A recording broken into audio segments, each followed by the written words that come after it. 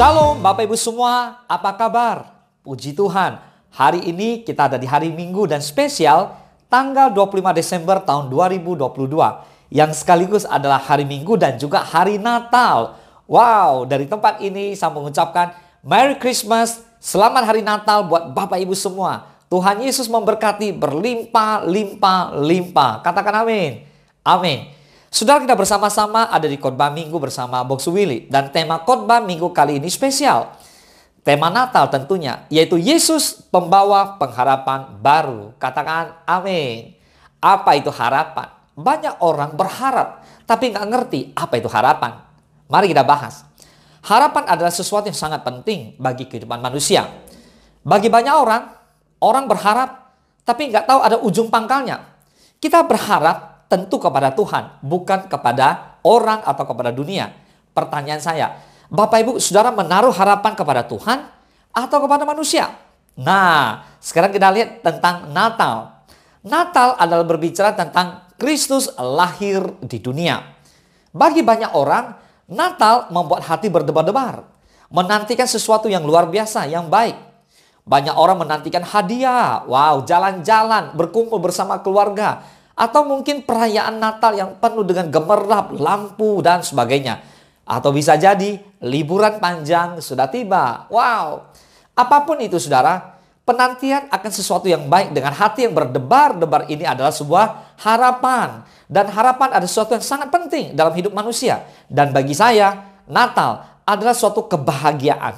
Kenapa? Karena ada kelahiran Yesus yang membawa harapan. Semenjak saya menjadi orang percaya, semenjak saya menjadi Kristen dan menjadi murid Yesus Kristus, saya merayakan Natal dengan keadaan yang sangat berbeda dengan ketika sebelum saya percaya kepada Yesus. Mengapa?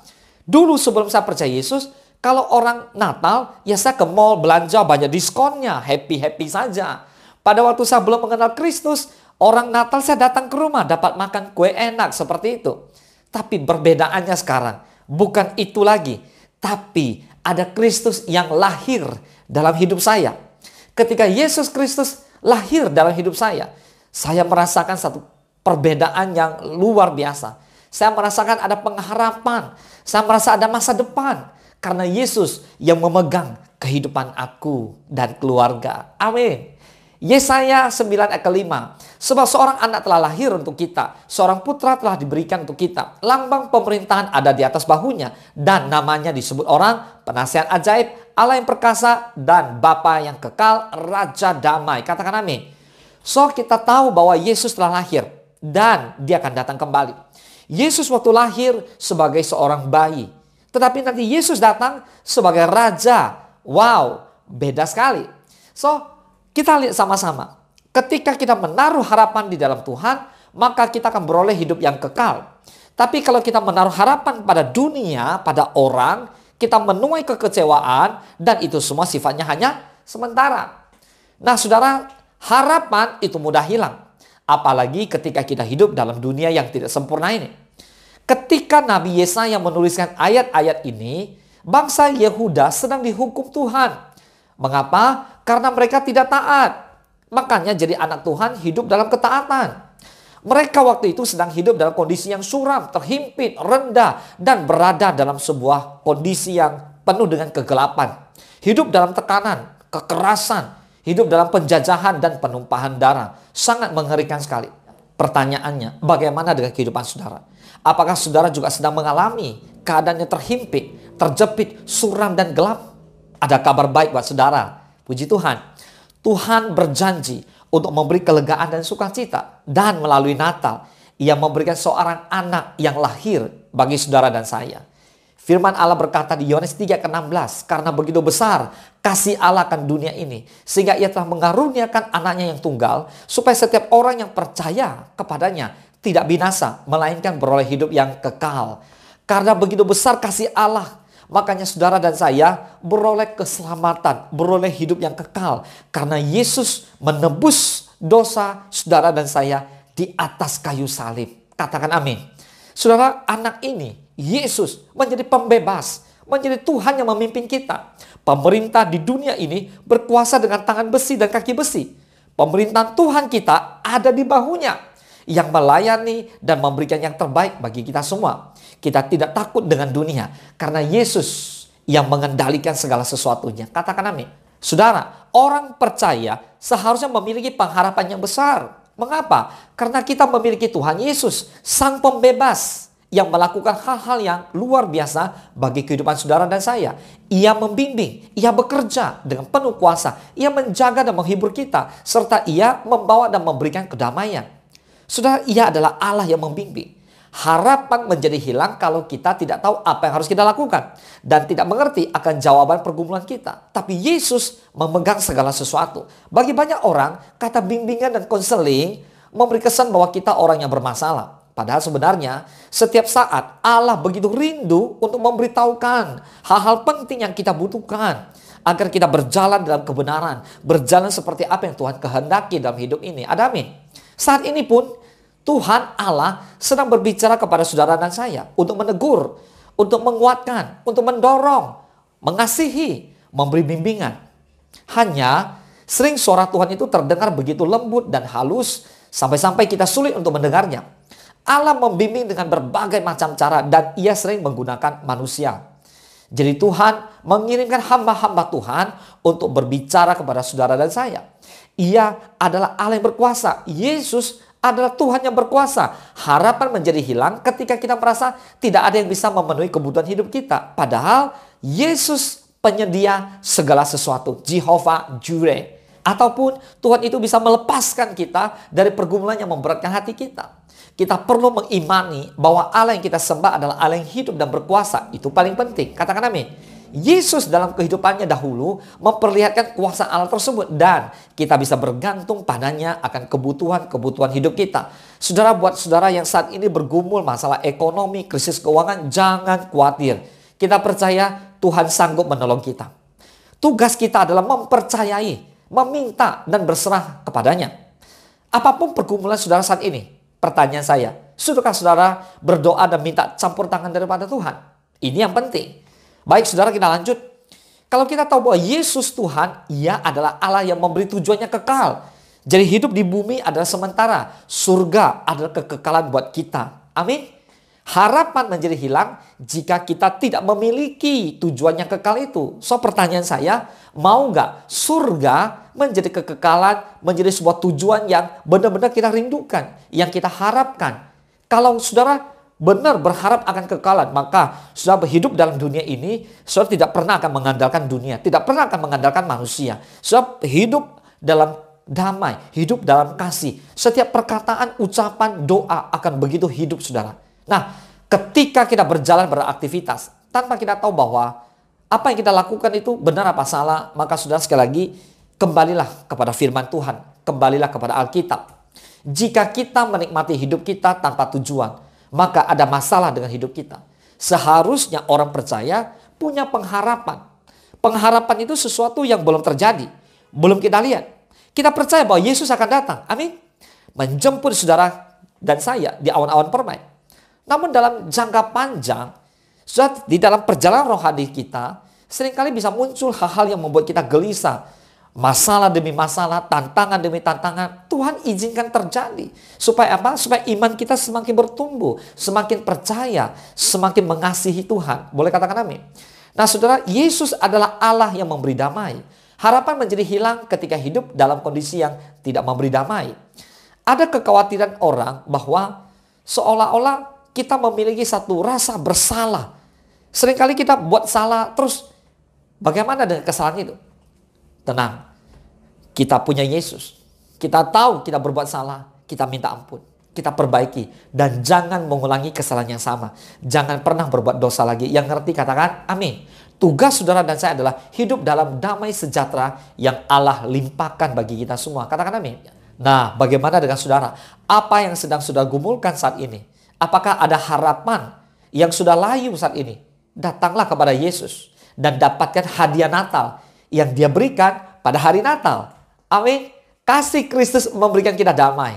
Yesus adalah manifestasi kehadiran Allah yang selalu bersama-sama dengan kita. Yesus adalah Immanuel, Allah beserta kita. Katakan amin.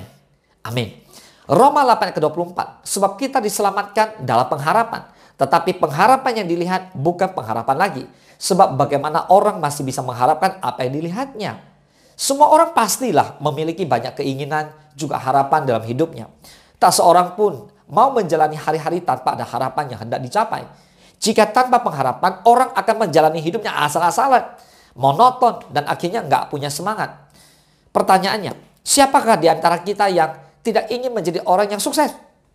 Mapan mungkin, masa depannya cerah, ya pasti maulah. Nah, itulah sebabnya kita mulai merancang atau merencanakan segala sesuatunya sejak sekarang, sejak dini. Agar apa yang kita harapkan menjadi kenyataan. Sebagai orang tua, kita pasti memiliki pengharapan yang besar terhadap anak-anak kita. Sukses dalam studi, sukses dalam karir, sukses dalam keluarga, dan sebagainya. Begitu juga bagi si lajang. Ia memiliki harapan-harapan dalam hidupnya. Pekerjaan yang baik, punya rumah, mobil mungkin, keluarga, dan sebagainya. Serta memiliki pasangan hidup ya tentunya ya. Nah saudara, ini adalah gambaran pengharapan semua orang yang hidup di dunia. Padahal kita tahu bahwa itu gak kekal. Jangan lupa, Yesus juga punya pengharapan dalam kita. Amin. Yesus mau kita jadi apa saudara? Saudara, Yesus mau kita menjadi anak-anaknya. Yesus mau kita menjadi messenger. Yesus mau kita hidup untuk memberitakan kabar baik. Yesus mau kita apa? Pergi, jadikan semua bangsa murid. Katakan amin. Kolose 1 ayat ke-27, kepada mereka Allah mau memberitahukan betapa kaya dan mulianya rahasia itu di antara bangsa-bangsa lain. Yaitu Kristus ada di tengah-tengah kamu. Kristus yang adalah pengharapan akan kemuliaan. Paulus mengajarkan tentang keutamaan Kristus. Ini penting. Bahwa Kristus adalah Tuhan dan Allah. Ialah yang menciptakan segala sesuatu baik yang ada di surga maupun yang ada di bumi dan seluruh alam semesta. Yesus sudah ada sebelum segala sesuatu yang lain ada. Karena itulah ia dikatakan sebagai Alfa dan Omega, yang awal dan yang akhir, yang sudah ada dan yang akan datang, yang maha kuasa. Katakan amin. Puji Tuhan. Yesus adalah yang terutama dalam segala sesuatu. Jika kita berharap kepada Yesus, maka Yesus menjadi yang terutama dalam hidup kita. Rasul Paulus mengajarkan bahwa ada rahasia tersembunyi yang Tuhan sedang nyatakan pada orang-orang kudusnya dimanapun mereka berada di dunia ini. Di mana mereka nggak ngerti, tapi Tuhan memberikan pengertian. Di mana mereka nggak merasakan Tuhan yang jamah. Pertanyaannya, apakah rahasia itu? Rahasianya adalah Kristus, Yesus, diam di tengah-tengah kita orang-orang percaya. Di tengah-tengah keluarga kita, gereja kita, komunitas kita. Dan apabila ia tinggal di tengah-tengah kita, maka tidak ada yang mustahil bagi kita. Mujizat masih ada. Katakan amin. Makanya saya katakan dari awal, Yesus membawa pengharapan baru. Kalau Yesus membawa pengharapan baru, semua bisa terjadi. Katakan amin. Maka dari itu, adalah bijak bagi kita sekarang sebagai orang percaya, respon kita adalah tidak menggantungkan pengharapan kita kepada hal-hal yang kelihatan. Karena tidak ada satu hal pun yang bisa kita harapkan dan andalkan di dunia ini. Lalu pertanyaannya gini, kepada siapa lagi kita menaruh harapan? Ya tentu hanya kepada Sang Raja, Sang Juru Selamat, Yesus Kristus Tuhan kita. Kita ingat di Yohanes 10:10b dikatakan apa? Aku datang supaya mereka mempunyai hidup dan mempunyainya dalam segala kelimpahan. Jadi, jikalau kamu percaya kepada Kristus, maka kita akan punya kelimpahan. Buktinya di mana? Kita lihat Yohanes 15 ayat ke-7. Jadi jikalau kamu tinggal di dalam aku dan firmanku tinggal di dalam kamu, mintalah apa saja yang kamu kehendaki dan kamu akan menerimanya. Wow, ini keren sekali. Jika kita tinggal dalam firman Tuhan ya, hidup dalam kebenaran, maka apapun yang kita minta dalam Tuhan, Tuhan akan berikan kepada saudara dan saya. Tapi dengan catatan, ingat, tinggal di dalam Tuhan. Tinggal di dalam firman-Nya. Artinya hidup berkenan. Hidup sesuai dengan kehendak Tuhan. Ada amin. Bila kita berharap pada Yesus, pengharapan itu tidak pernah mengecewakan. Karena Dia tak pernah lalai menepati janjinya. Dan saat kita menaruh pengharapan kita kepadanya, kita beroleh kekuatan dan semakin kokoh meski berada di tengah badai, di tengah pencobaan. Karena pengharapan itu seperti sauh yang kuat. Tahan. Mau badai, mau goncangan, tetap dia tahankan kapal itu. Sekali lagi saudara, di pesan Natal kali ini saya mau sampaikan kepada Bapak Ibu semua. Yesus pembawa pengharapan baru. Jika Yesus datang dan membawa satu pengharapan yang baru, maka kita orang percaya kepada Yesus jangan pernah sedikit pun melepaskan pengharapan kita kepada Yesus. Katakan amin. Karena ada kemuliaan yang sudah Tuhan Yesus sediakan buat saudara dan saya. Saya berdoa dari tempat ini agar Bapak Ibu semua diberkati lewat Natal di tahun ini. Mari bersukacita, mari bersyukur bahwa Yesus memberikan anugerah yang terindah buat saudara dan saya. Kasih karunia yang sudah Tuhan berikan buat saudara dan saya, jangan pernah kita sia-siakan. Kita tetap mengasihi Tuhan, kita tetap melayani Dia, kita tetap hidup sungguh-sungguh di dalam kebenaran firman Tuhan. Katakan amin. Mari kita bersatu dalam doa. Bapa di dalam surga, terima kasih Tuhan. Kami bersyukur Engkau datang membawa satu pengharapan yang baru. Sehingga kami orang percaya hidup dalam pengharapan. Hidup bergantung kepada Tuhan. Kami tahu Engkau yang pegang hari esok. Engkau sudah datang Tuhan. Engkau lahir senantiasa dalam hidup kami. Bukan Yesus dulu sudah lahir. Tapi Yesus memang dulu sudah lahir. Sekarang pun lahir dalam hidup kami. Sehingga kami hidup dan kami berjalan bersama dengan Tuhan Yesus. Bapa, pimpin kami, tuntun kami agar hidup kami berkenan kepada Tuhan. Di Natal tahun ini kami mau berharap lebih lagi kepada Tuhan. Kami mau bergantung sepenuhnya. Kami mau percaya. Kami mau menaruh percaya kami kepada Yesus. Kami tahu Tuhan, Engkau pasti membawa perubahan dalam hidup kami. Karena Yesus datang juga untuk merubah jalan hidup kami. Dari yang tadinya tidak diberkati menjadi diberkati. Dari tadinya susah menjadi baik. Dari tadinya kekurangan menjadi berkelimpahan. Karena Yesus, Engkau sumber pengharapan dalam hidup kami. Engkau yang selalu menggenapi janji-janji-Mu. Terpujilah Tuhan, hanya di dalam nama Tuhan Yesus kami berdoa dan kami mengucap syukur. Haleluya. Mari Bapak Ibu semua yang diberkati Tuhan Yesus, bersama-sama kita katakan amin. Selamat hari Minggu, selamat hari Natal, dan selamat tahun baru. Tuhan Yesus memberkati. Engkau sediakan hidangan di hadapan lawanku. Engkau mengurapi kepalaku dengan minyak baru. Ku sembah Kau Tuhan, ku sembah Kau Yesus.